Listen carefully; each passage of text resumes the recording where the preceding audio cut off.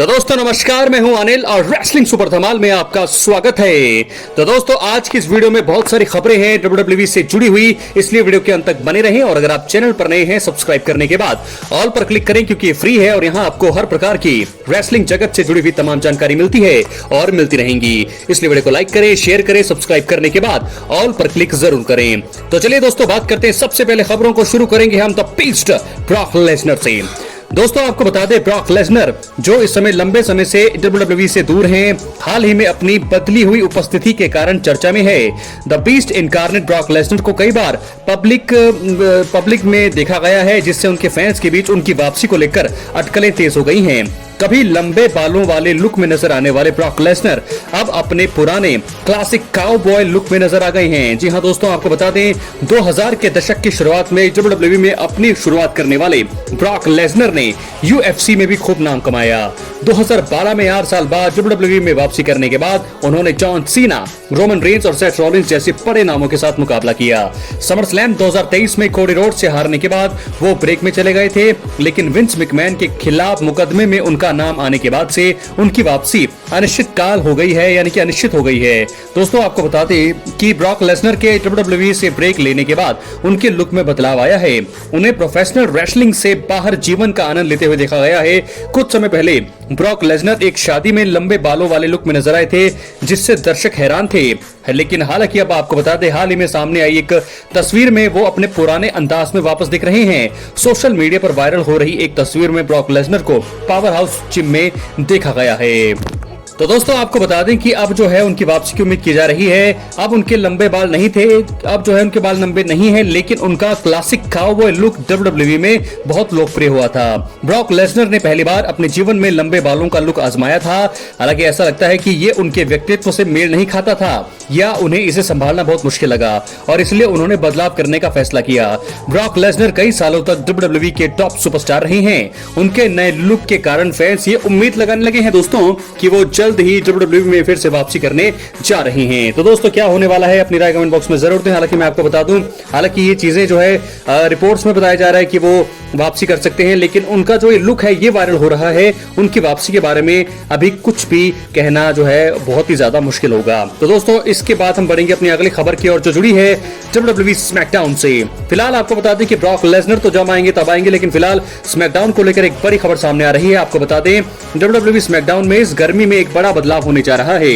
2025 की शुरुआत से हर शुक्रवार की रात 3 घंटे चलने वाले ये शो अब अपने मूल 2 घंटे के फॉर्मेट में वापस आने की उम्मीद है।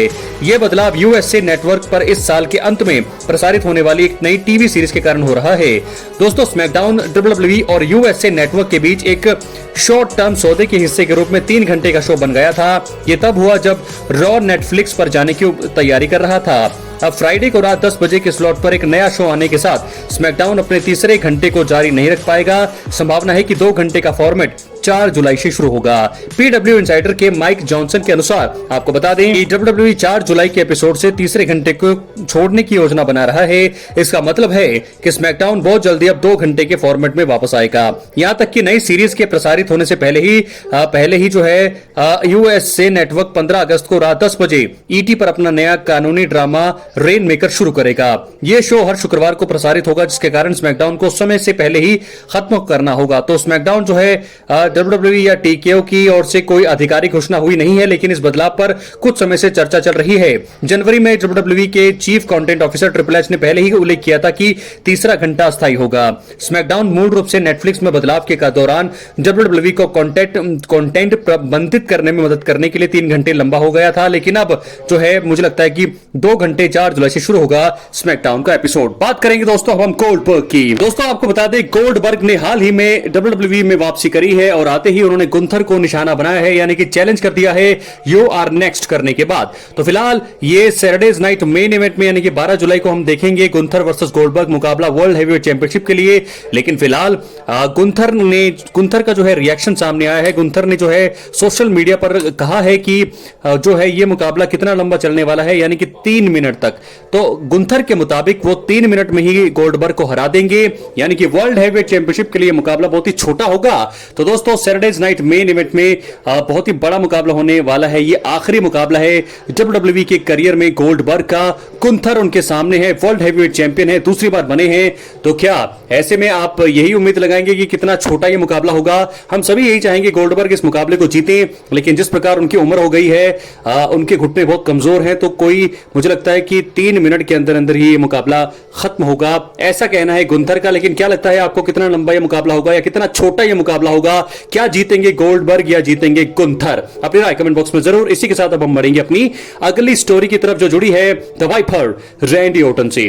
दोस्तों रैंडी ऑर्टन इस समय सेमीफाइनल में है king of the ring tournament के, और सेमीफाइनल में उनका मुकाबला सैमी ज़ेन से होगा, जो कि बहुत ही इजी लगता है कि वो उनको हरा करके फाइनल में एक बार फिर जो है अपनी उपस्थिति दर्ज कराएंगे। लेकिन साथ ही साथ उनका मुकाबला फाइनल में the American nightmare Cody Rhodes से होने की उम्मीद है। दोस्तों आपको बता दें कि कोडी रोड्स का मुकाबला जे उसो से होना है सेमीफाइनल में, जिसमें ये उम्मीद लग रही है कि कोडी रोड्स जे उसो को हराएंगे और फाइनल में कोडी रोड्स जाएंगे। तो फाइनल में होने वाला है king of the ring tournament जो नाइट ऑफ चैंपियंस में होगा। वहां पर Cody Rhodes versus Randy Orton का मुकाबला होगा, और इस मुकाबले में बताया जा रहा है कि कोडी रोड्स जीतेंगे। लेकिन क्या हो जब WWE अपने प्लान में बदलाव करे। जो यहां पर लगता है दवाई पर रैंडी ऑर्टन के जीतने की उम्मीद है। Randy Orton versus Cody Rhodes से मुकाबला होगा, और इसमें मुझे लगता है कि रैंडी ऑर्टन की जीत की संभावना भी जताई जा रही है। हालांकि कोडी रोड्स भी जीत सकते हैं, लेकिन अगर रैंडी ऑर्टन जीतते हैं, क्योंकि लगातार 2 बार वो हार जाएंगे दोस्तों, क्योंकि पिछले साल भी हमने देखा king of the ring tournament में गुंथर ने उन्हें हराया, तो क्या अब कोडी रोड्स भी उन्हें हराएंगे? ऐसा होना नहीं चाहिए। तो देखना होगा क्या रैंडी ऑर्टन जीतते हैं या फिर नहीं। क्या है आपकी राय अपनी कमेंट बॉक्स में जरूर दें।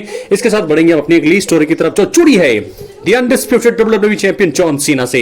दोस्तों इस समय जॉन सीना जो है अनडिस्प्यूटेड चैंपियन है, और कहा जा रहा है कि समर स्लैम 2025 में उनके चैंपियनशिप का अंत हो सकता है। तो कौन करेगा उनके चैंपियनशिप रेन को खत्म? क्या वो होंगे कोडी रोड्स या फिर होंगे रैंडी ऑर्टन? कौन होगा ये तो फिलहाल वक्त बताएगा। लेकिन फिलहाल ऐसा कहा जा रहा है कि जॉन सीना अपनी अनडिस्प्यूटेड WWE चैंपियनशिप को हारने वाले हैं। 18 टाइम्स ही हारेंगे, और ऐसे में पूरी संभावना है कि जॉन सीना अपनी चैंपियनशिप को समर स्लैम में हारेंगे। क्या वो कोडी रोड्स से हारेंगे या फिर रैंडी ऑर्टन या फिर सेथ रॉलिंस? दोस्तों ऐसे में संभावना यह है कि जॉन सीना जो है समर स्लैम में हारेंगे। तो क्या इनका चैंपियनशिप रेन इतना ही रहेगा? और बहुत सारे सवाल अब बहुत ज्यादा खड़े हो जाएंगे WWE पर कि अगर जॉन सीना का रेन इतना ही रखना था तो फिर उनको हील क्यों बनाया गया? तो बहुत सारे सवाल होंगे, लेकिन मुझे लगता है कि जॉन सीना हारने वाले हैं समर स्लैम में। इसके बाद आखिरी में हम बात करने वाले हैं रोमन रेंस की। दोस्तों हमने आपको पिछली वीडियो में बताया था कि रोमन रेंस जो है अपने नए वाइसमैन यानी कि रिकीशी के साथ आ सकते हैं। रिकीशी उनके नए वाइसमैन हो सकते हैं, और द उसोस वापसी कर सकते हैं, क्योंकि जे उसो अपनी वर्ल्ड चैंपियनशिप को हार चुके हैं। वर्ल्ड चैंपियनशिप हारने का मतलब यह है कि जे उसो और जिमी उसो दोनों रीयूनाइट करेंगे। द उसोस बनकर के वो जो है रोमन रेंस के साथ आएंगे, क्योंकि सेथ रॉलिंस के साथ रोमन रेंस का इस समय जो है स्टोरी चल रही है। Bron Breakker, Bronson read, Paul Heyman के साथ उनकी स्टोरी लाइन को अगर चलाना है तो द उसोस को रोमन के साथ आना होगा, और साथ के साथ एक नए वाइसमैन की जरूरत होगी। तो रिकीशी वहां पर आ सकते हैं। कुछ और भी नाम है जो आ सकते हैं रोमन रेंस के साथ वाइसमैन के रूप में। जरूरी नहीं है कि रिकीशी ही आए, लेकिन कोई और भी आ सकता है। तो ऐसे में संभावना है कि रोमन रेंस जो है समर स्लैम से पहले आकर के अटैक करे सेथ रॉलिंस पर। लेकिन मुझे लगता है कि रोमन रेंस जो है आएंगे समर स्लैम में, क्योंकि अब 2 ही चीजें नजर आ रही है। या तो वो नाइट ऑफ चैंपियंस में नजर आ जाएंगे नए वाइसमैन के साथ, या फिर होगा ये अगर वो नाइट ऑफ चैंपियंस में भी नहीं आते हैं तो दोस्तों उनको अगले एपिसोड में आना ही होगा रो या स्मैकडाउन में। क्या होने वाला है अपनी राय कमेंट बॉक्स में जरूर दें। चैनल पर नए हैं सब्सक्राइब करने के बाद ऑल पर क्लिक करें, क्योंकि फ्री है और यहां आपको और प्रकार की रेसलिंग जगत से जुड़ी हुई तमाम जानकारी मिलती रहेंगी। इसलिए वीडियो को लाइक करें, शेयर करें, सब्सक्राइब करें। मिलते हैं अगली वीडियो में। बहुत बहुत धन्यवाद।